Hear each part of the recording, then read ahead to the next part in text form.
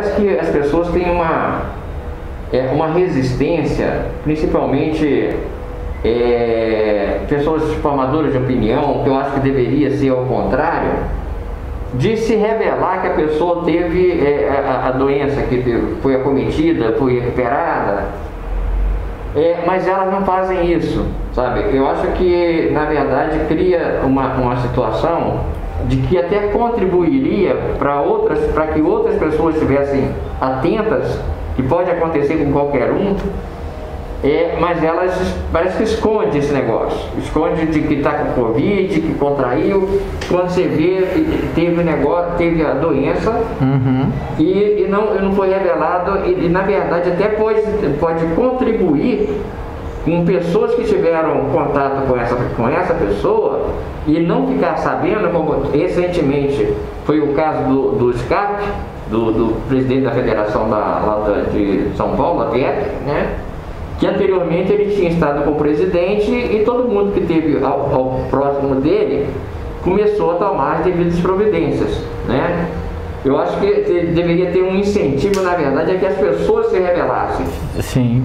Assim como aconteceu aqui em Divinópolis, um caso parecido com esse, que testou negativo, depois deu positivo, depois todo mundo foi lá, aplaudiu e a pessoa teve efetivamente Covid. E mais recentemente, numa empresa, né, nós conversamos também sobre isso, da empresa, porque o risco maior, sabe, é feito o teste no cliente, mas não é feito o teste no colaborador. E esse colaborador vai ter contato com vários... Com a população toda. Fala um pouquinho sobre isso, daquele que a gente está falando na foto. Sim, a sua sinalização foi bastante interessante e apesar de não ser da área, tem uma técnica muito importante por trás disso. A questão do isolamento, é importante a gente frisar que tem duas vertentes. É a não circulação de pessoas, né? E o contato, né? A aglomeração, isso são duas coisas que a gente deve, principalmente sobre a questão social, trabalhar. E quando a gente fala de isolamento, a questão, por exemplo, do comércio, é muito bem lembrado, porque aquele cara que está no balcão, ele vai ter contato com 10 clientes. Ele pode ter um dia que ele teve contato com 10 clientes, depois eu vou voltar no não reconhecer a doença.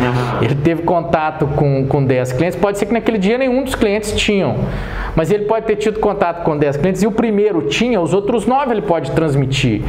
Porque a gente presume que todo mundo tenha bons hábitos, né? Lave a mão entre um cliente e outro, troque sua máscara com frequência, tome seus cuidados de distanciamento, mas você pode, numa escorregada, pegar num produto e transmitir, e essa pessoa passar o olho, a mão contaminada numa mucosa e acabar contraindo a doença. Então, se a primeira tiver, ele vai passar para os outros 9. Né? Contar com a sorte, achar que o 10º que vai entrar e os outros 9 escaparem. Então, essa pessoa tem um potencial de disseminação superior ao cliente. Então, esse é o real risco que deve ser mensurado. É esse cuidado. Então, tem se trabalhado muito desse serviço. Instrução desse serviço para que a pessoa tome cuidado, use máscara, meça a temperatura e tal. Mas qualquer escorregada pode ter uma fatalidade nessa escorregada. E voltando à sua pergunta sobre eu vou chamar de preconceito, né? Se você me dá licença poética, eu vou chamar de... Licença poética e técnica. E técnica. Porque ajuda o próximo. Sim, eu acho que é um preconceito muito grande e eu recebi uma indicação de um amigo durante a pandemia, a gente estava mais ou menos de mais de um livro, que é Diário do Ano da Peste, do Daniel Defoe, que escreveu fugiu o nome do outro livro dele, mas esse Diário do Ano da Peste eu recomendo muito como leitura até na conjuntura, e ele trata da peste negra em 1665, onde um grande problema que eles enfrentaram foi justamente o negativismo da população. A população negava que tinha doença, algumas pessoas morriam muito rápido, outras nem tanto, e se vestiam muito bem, se mostravam na sociedade muito bem, mas estavam portadoras da doença e disseminando a doença. E ele, em certo trecho do livro, livro ele fala que talvez essas pessoas podem ter propagado a peste mais do que a pessoa que morreu logo. Então, isso em 1665, não coincidente, a gente está falando de um preconceito bem semelhante.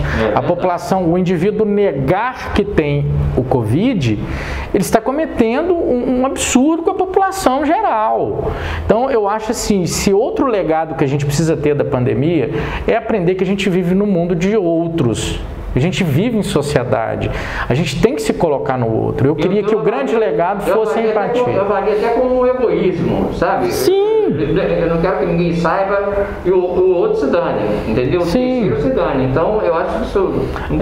Sim. Eu queria que o maior legado dessa pandemia fosse a empatia. Eu espero que o maior legado seja a empatia, que a gente aprenda a se colocar no lugar do outro, a sentir a dor do outro, porque é isso que a gente está precisando. Muito, né?